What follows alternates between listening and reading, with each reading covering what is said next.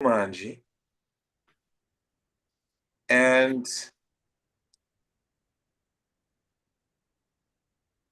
I will speak about Hanumanji a little bit because somehow I was thinking to talk about destiny. So that was my meditation this week. Karma is super cute. Okay, so happy to be with all of you and you taking the time to spend an hour with the Sangha. So today we wanted to discuss how to create destiny. It's a common understanding in the world that destiny is not something that you can change. It is what it is, and you're stuck with it. Who feels that about destiny? That it is what it is. There is an element of it is what it is, but destiny can also be created. And so that's why we're going to get a little deeper understanding of this. So, in order to do that, we're going to just briefly touch on karma so that you get an idea how karma works. And once you get that, and I'll give you a very, very simple metaphor to understand how. There's three principles of karma, akarma, and vikarma. We're not going to get into the complete depth though. So, karma, vikarma, and akarma. Remember these three words, okay? So karma means, I'll give it a metaphor so that it's easy for you. Say you're driving in Netherlands. The roads are beautiful, it's smooth, the landscape is flat, and the speed limit says 60 kilometers an hour. I remember I'm getting picked up from the airport and Durga Devi is driving and the roads are so nice. And both sides is just flat land, so everything's beautiful. So when we're driving, if she's driving 50 kilometers an hour, which is the speed limit, then that will be considered karma. Okay, just maintaining the law, just staying within the law of the country, the traffic laws. If Durga Devi gets a little anxious because she needs to get home, because she has this beautiful fluffy cat and the cat is hungry, and Siberian cat actually, super fluffy, and she needs to get home early to feed the cat, and she's in a little bit of an anxiety, and she speeds up and say she goes 80 kilometers an hour. So that is called a vikarma. When you break the laws, it's called vikarma. When you follow the law, it's called karma. You're in the jurisdiction of karma. When you break the law, you're in the jurisdiction of vikarma. And what happens when you're in vikarma? She is flying 80 kilometers an hour, and the cop pulls her over, and there's a karmic reaction to that action.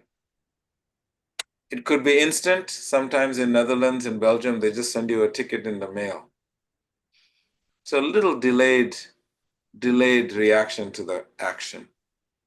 So this is called vikarma. And what is akarma? Akarma means when you join the police force. You just decide, yeah, too much. I'll just join the police force. Then what happens? What you're basically doing is you're joining the police force to enforce the laws of the country. And when you join the police force, you are then given license to go 80 kilometers an hour. When you join the law enforcement, then what you're doing is you're enabling others to follow the law. And so there is no karma involved. So this is what? Karma, vikarma, and akarma. Karma is more complex. I just gave you very simple. So now, why am I saying this? The reason I'm saying that is because in life, there is universal laws.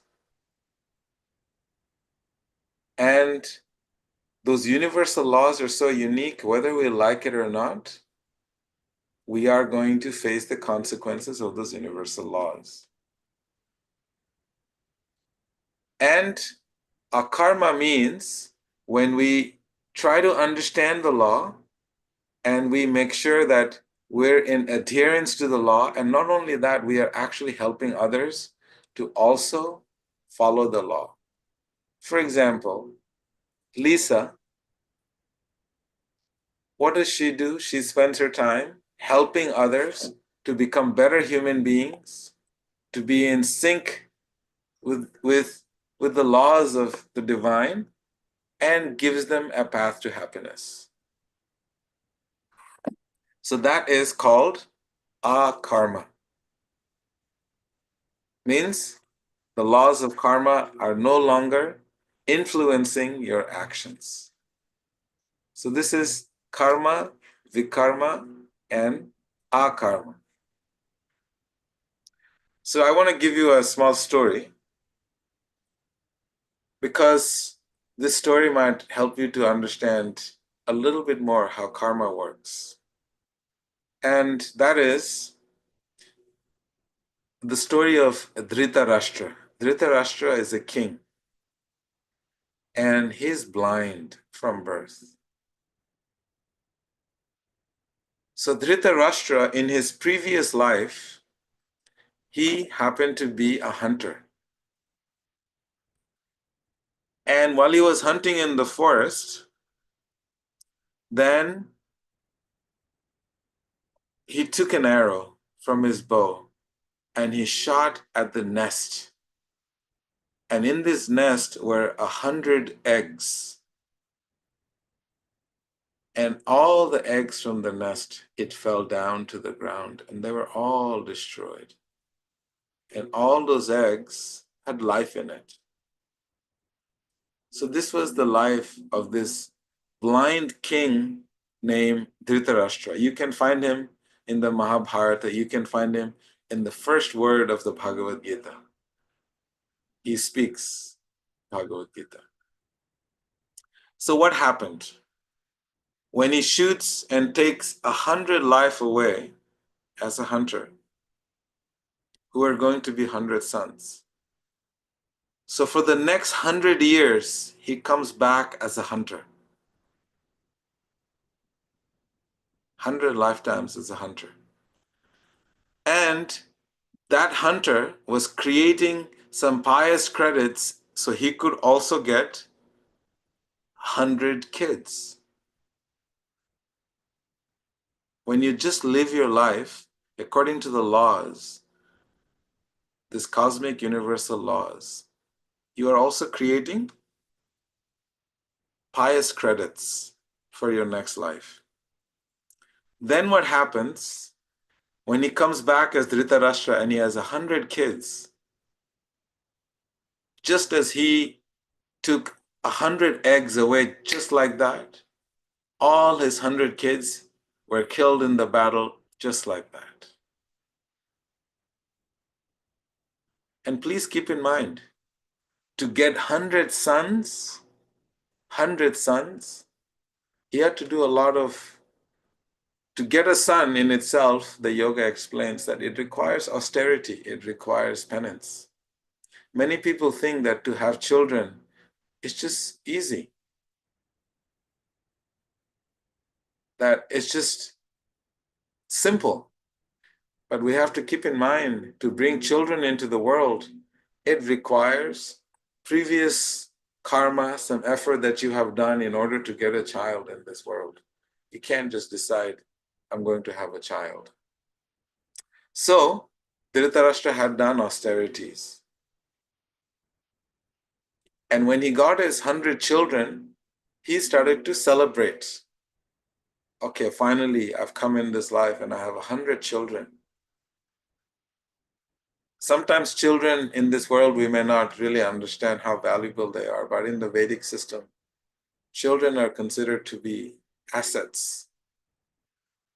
Even in the villages where we grew up, children were seen as a workforce, as someone to carry the lineage and the dynasty forward. So these are some of the common thought processes of previous times. To give you another story to this story about children, I'll tell you the story of another king. And this king's name was Chitraketu. This is all there in the Srimad Bhagavatam, you can read. So this great king Chitraketu, he was extremely materially opulent. But he had one desire, and that one desire is to get a son, so that the legacy, the dynasty would carry on forward. So what did he do? King Chitraketu married one wife, one queen, no children. Second queen, no children. Third queen, no children. Fourth queen, no children. Fifth queen, no children. Those days, if you could provide and take care of them, you could have as many. So he ended up having, imagine, 1,000,000 queens. You can read in the Bhagavatam. It's pretty wild when you think of a king having 1,000,000 queens. So much wealth, so much prosperity, he could take care of everybody. He was so prosperous that even the demigods in the heavenly planets used to be jealous of him. That's how prosperous he was. But his one desire remained unfulfilled. Very interesting phenomena, because we understand that human beings are filled with so many desires.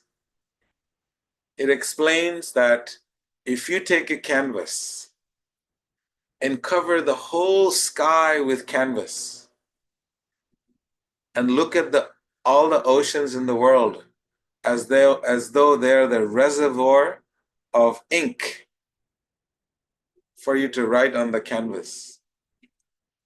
Imagine writing all the desires, all your desires in the canvas. And even after that, you will run out of ink and run out of canvas. That is the extent of material desires that we have accumulated over so many lifetimes. But what happens is we become fixated with one desire that becomes the prominent desire. That is your primary focus. For example, some people, their primary focus is to drink. They work, they do everything so that they can drown themselves in drinking. Some people is traveling, some people is boys, some people is girls. Different desires take a dominant seat. So, as he's living his life, so much opulence, so many queens to serve him, but he remains unfulfilled because he has one desire that is yet to remain fulfilled. So he is completely focused on it. At that time, this great sage Narada, or Narada Muni, you'll find him in every story. So Narada, he happens to visit his kingdom. And he sees this great king in lamentation. He said, "My dear Chitraketu, you have everything in this world. Why are you still so despondent?" So the king replied to this great sage, he says, "My dear sage, how can I be happy when I don't have a child, a male child that can carry this legacy and be to the heir to this throne?"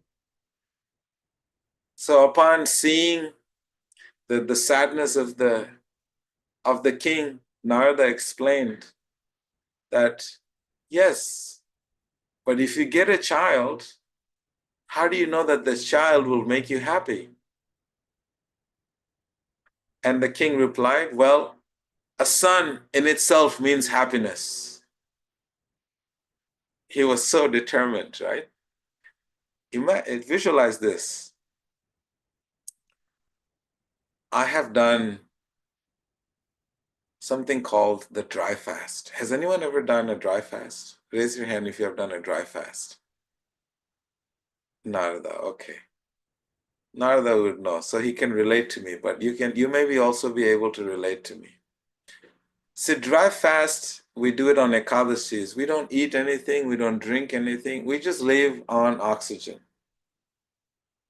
So we're abstaining. When we abstain from something, when we don't have something, the mind, no matter what you're doing, what is it thinking of?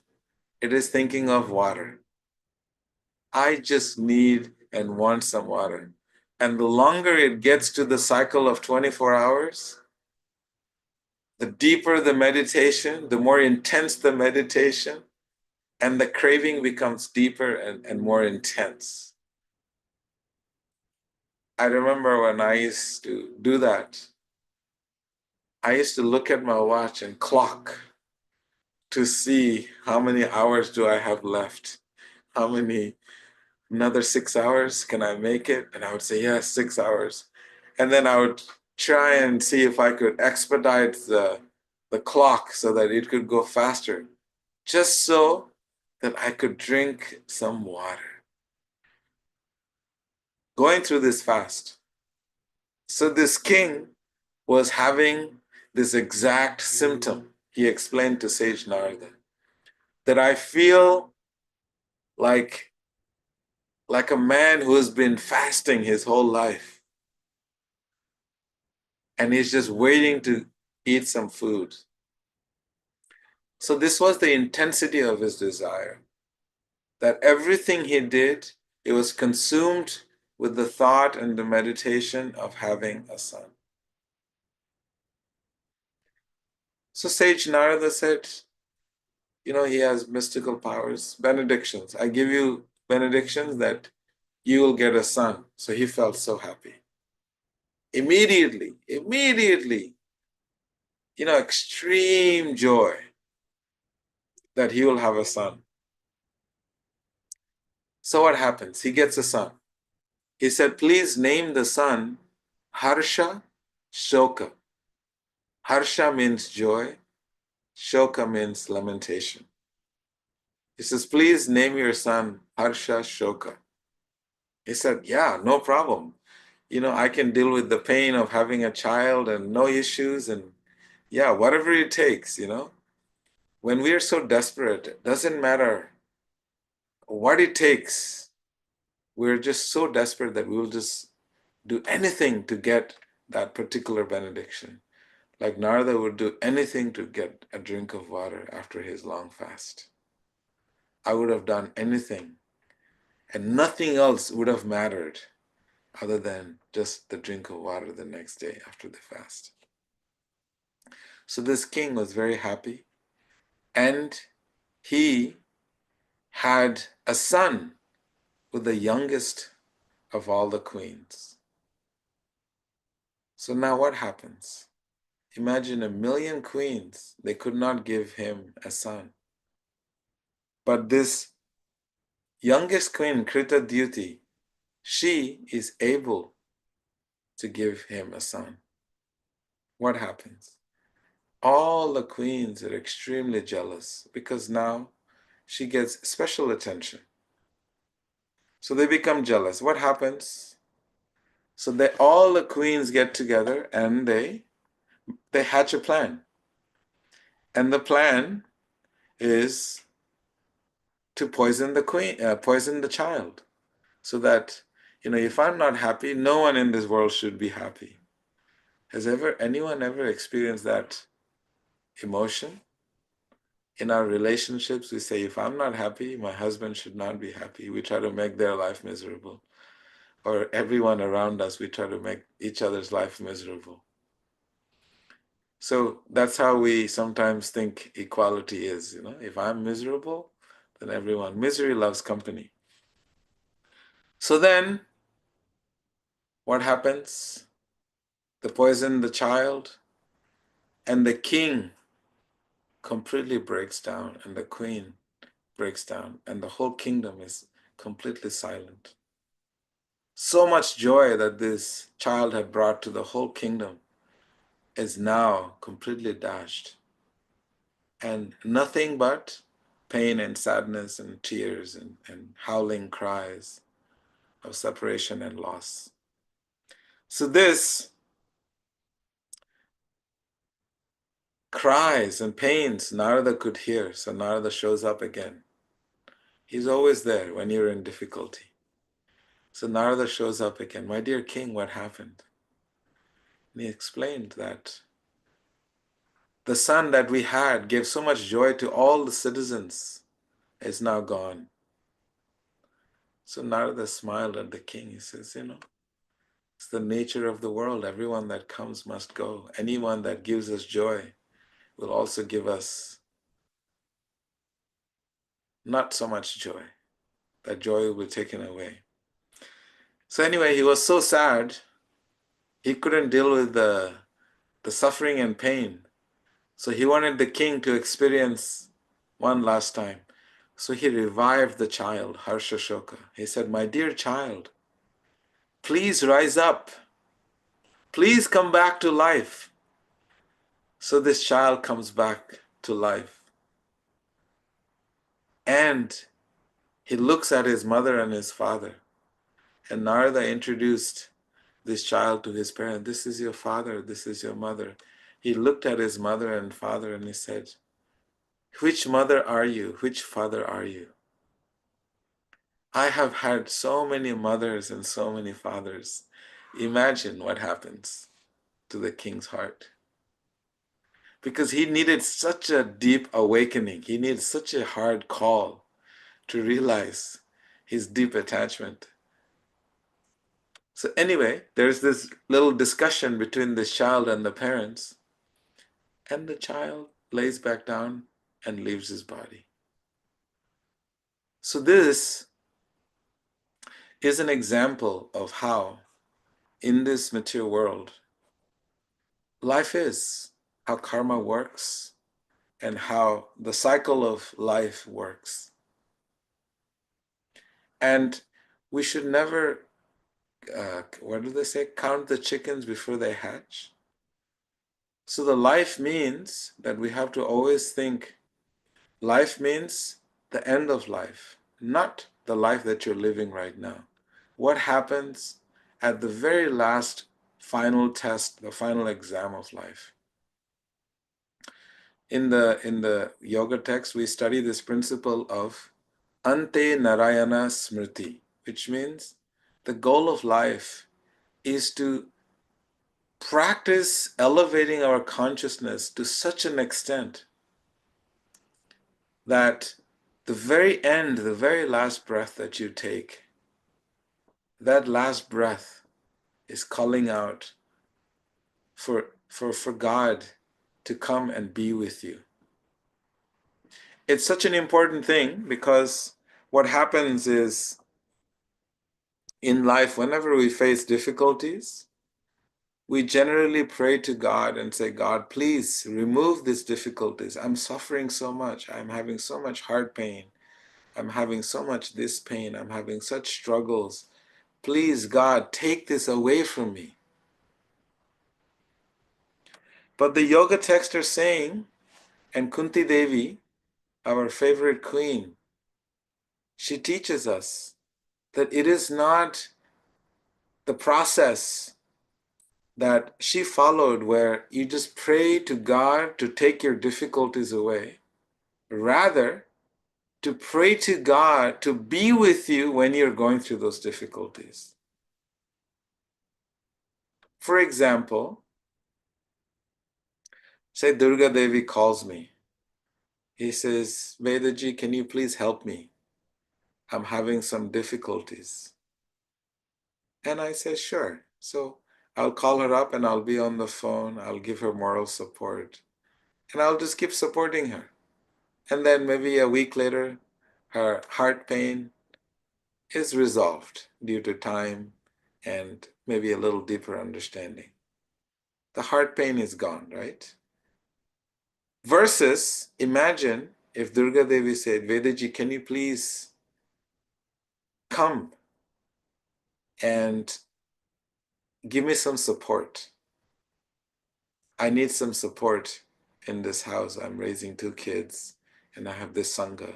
I need some support here right now. Imagine how would I feel? My natural inclination would be to go there and to be with her and support her, build the Sangha and support the Sangha and support her community that she is heading up. So Krishna or God is always seeking that you ask them to come and be with you so that they themselves, so that you can have the support right next to you. They also feel very, very happy to be with you, to support you in this journey of life. So this is what Kunti Devi is praying. Kunti Devi is praying not to remove the grief, not to take away the pain and suffering, but she's saying, please give me more. I don't recommend that. But this is what she's saying because this intense love, because she is able to find the divine hand, the divine presence with her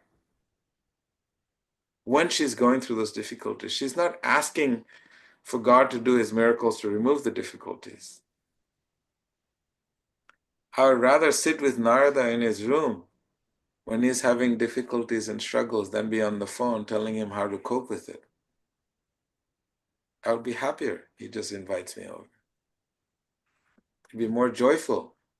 So this is how this whole principle of Ante Narayana Smriti, that we have to try to cultivate this consciousness where we're inviting God to be with us at the very end of life so that he can hold our hands and take us back home. Another story I'll tell you, because I'm in a story mode today. Another story I'll tell you. It's a story of a king. This king is going on a hunt. And normally when kings go to hunt, they go with their minister. So he takes this minister on a hunt. You know, those days the hunting was different than the hunting nowadays. Those days they used to go and hunt lions and tigers. Face to face, you know, to practice their skills in battle. So they would actually just fight with ferocious animals. So this king goes with his minister to the forest to hunt. And as he was hunting and he pulled his bow, somehow he cut his little finger. Part of his little finger he cut, and he was in excruciating pain. Now you can think, how can someone be in excruciating pain when you just cut a little bit of the finger? I know it because I also cut a piece of my finger, if you haven't noticed.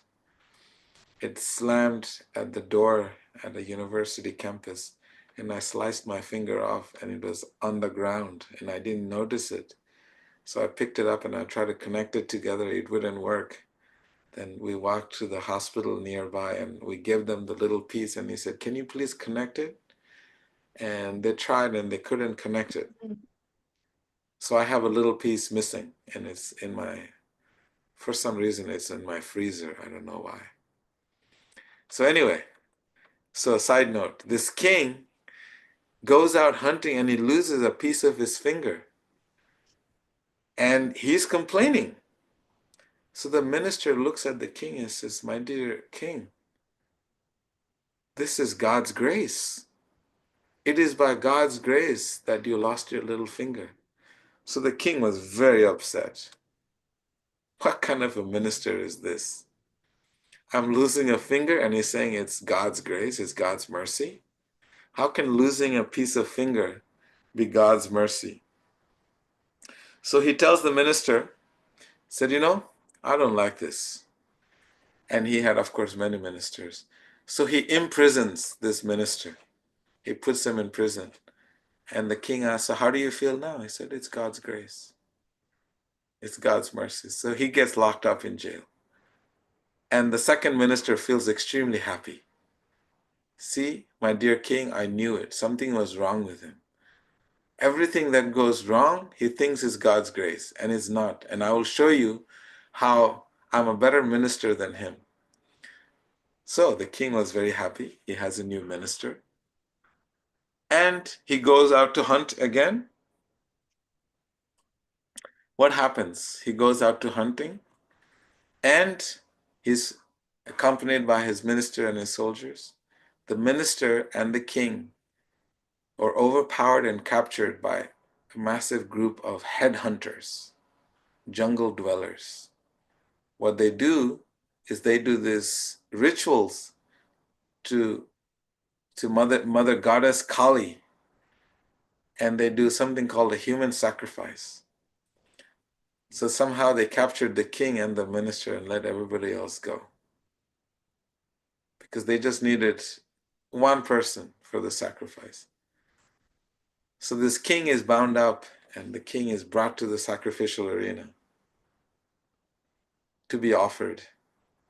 And they examine the king. They take off his kingly garments, and they take out his crowns, and they put him in front, to sacrifice him, to chop his head off. What happens?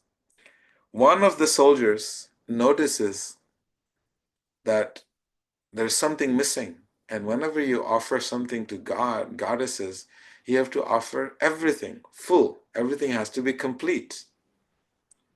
Surrender is complete surrender. So they wanted a king, a person that had no flaws, nothing missing. And they noticed that this king's finger was missing. So the soldier shouted out, he says, "We can't sacrifice this king. He's not complete." Then the other headhunter said, "Well, we have another one. We have a backup." So they went and looked at this minister, and they examined him. There's nothing missing. He's got all the fingers, and everything's good. So they tied him up, and they released the king. And the king, rushed back to the kingdom, and he went to the cell where he had locked up his minister. And he came back. He says, Minister, I wanted to let you know something. You know what you said, that whatever happens, it's all God's grace? I think maybe you're right. The fact that I lost my little pinky, a piece of my pinky, was actually God's grace, because otherwise I would have been on the chopper right now."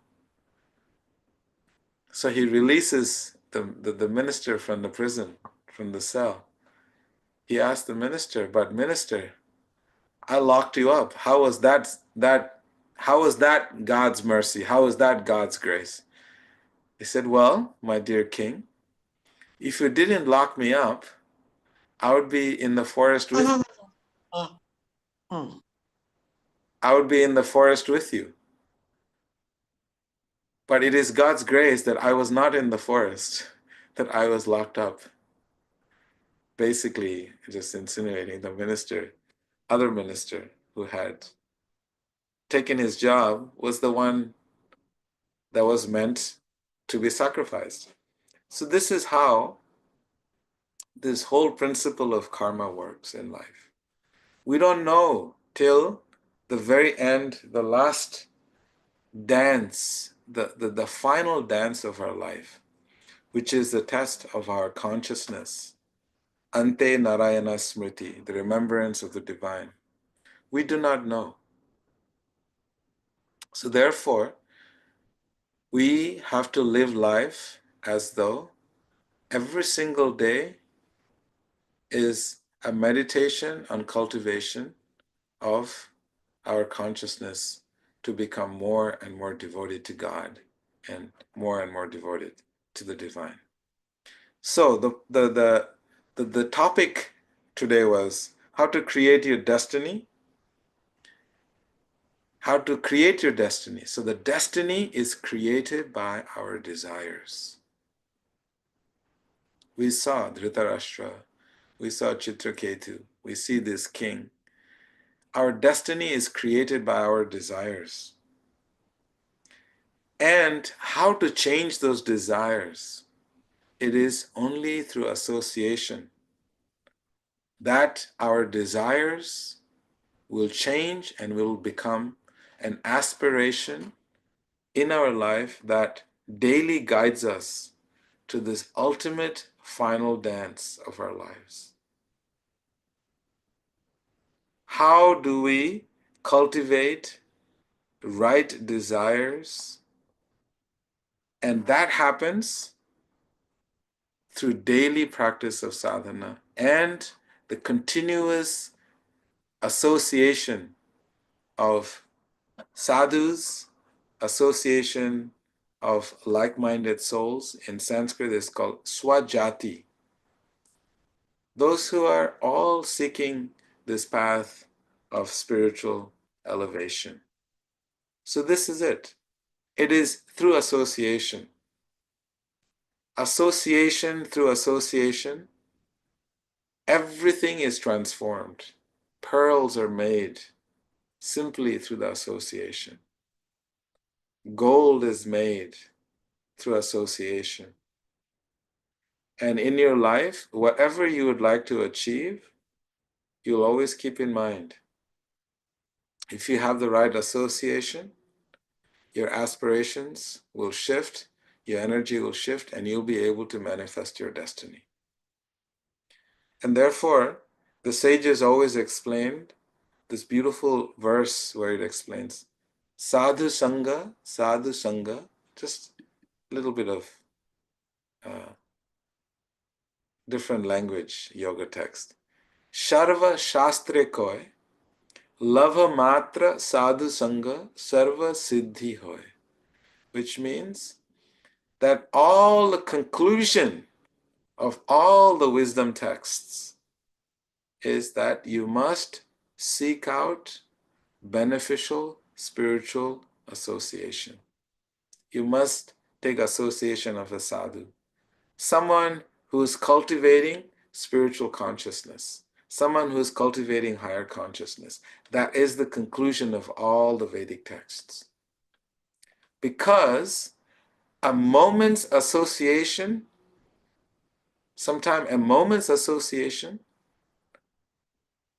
that can give you the highest benediction in life.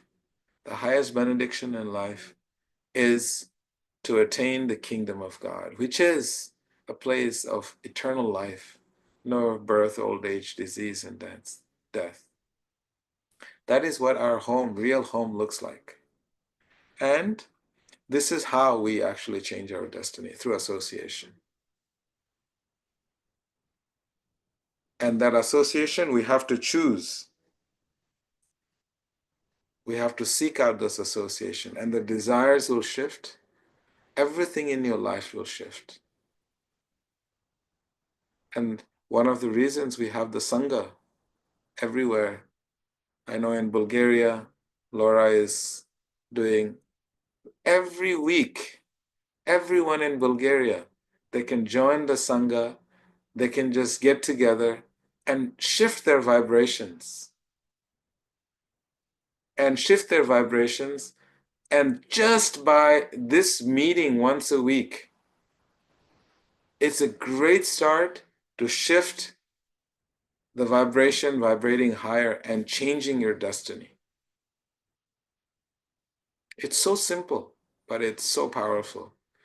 In Netherlands, Durga Devi is doing, I get these beautiful videos of them just sitting and reading and just chanting and dancing. And that's the beauty. I got pictures from Connecticut. They had a random kirtan. And I saw Narada's face, Devi's face, and Keshavi's face, and everyone there just like ecstatic. Because that is what Sangha does.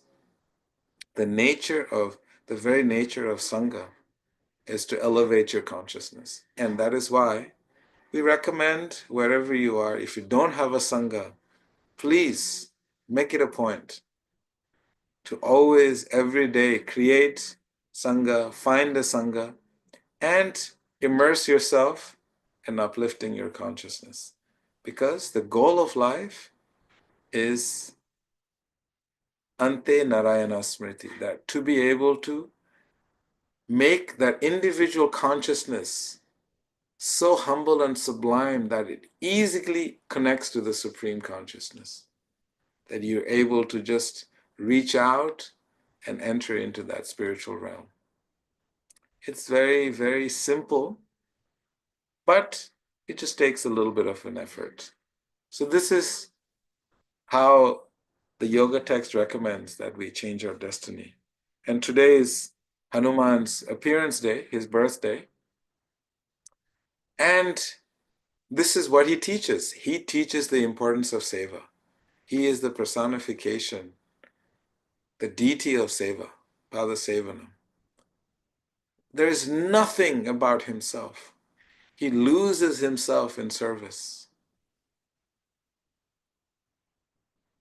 Such deep is his love for service to the Lord of his heart. There are many, many stories, but I will not, we are already over time. But simple things, simple things. For example, when they come back to Ayodhya after bringing Sita back, Hanuman is responsible for what? He takes it upon himself that all the army of millions of monkeys, he's making sure that the royal feast is served to everyone first on the freshly washed banana leaves. He throws a big, massive party, millions of people. And he's serving and serving and making sure that everyone is fed. Then finally, Ram comes to check to see everyone is fed or not. And he says, Hanuman, Hanuman, have you had your meal? Have you had the feast yet? Hanuman said, no, my dear Lord, I did not eat. He says, why not? He says, because you haven't eaten. Only when you eat shall I eat. I have to serve you. So there is this battle between Hanuman and Ram. Who's going to eat first?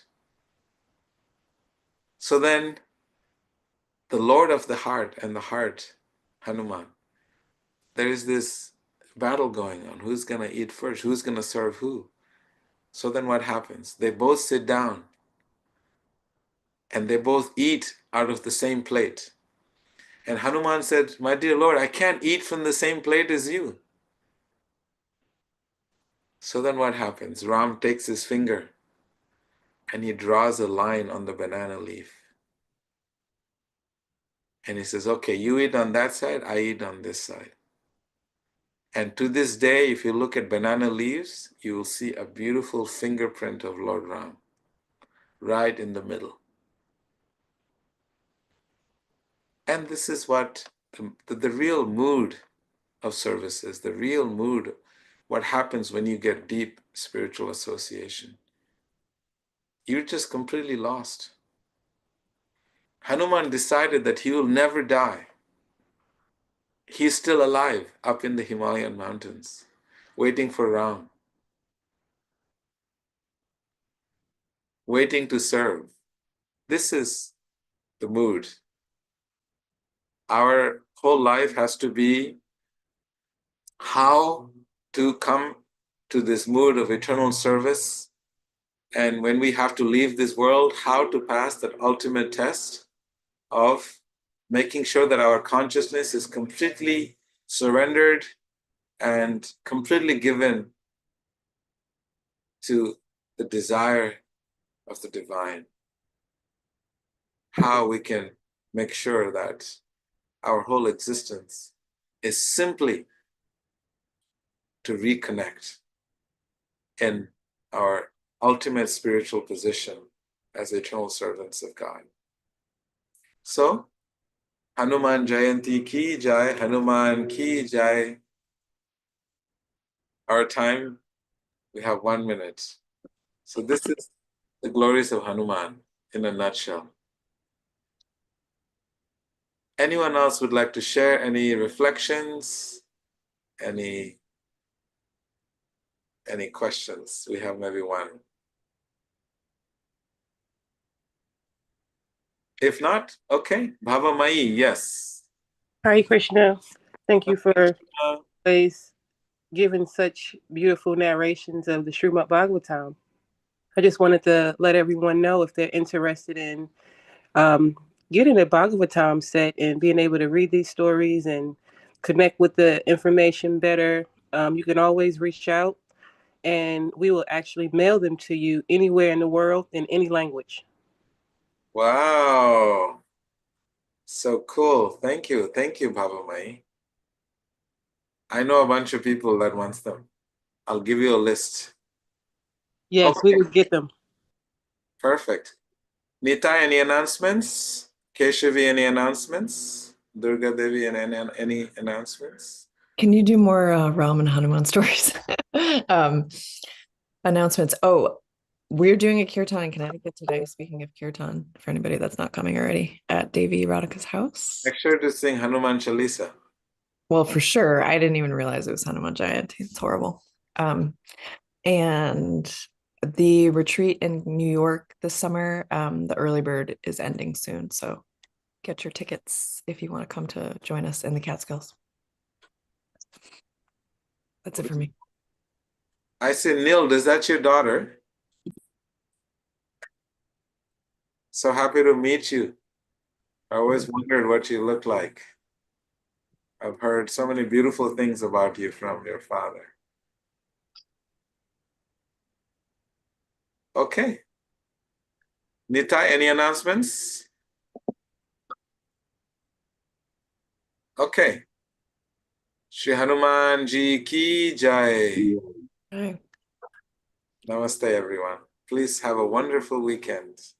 Namaste. Hey, namaste. Namaste. Haribo. Haribo. Namaste. Namaste. Namaste. Namaste, everybody. Namaste, everyone. Namaste. Namaste.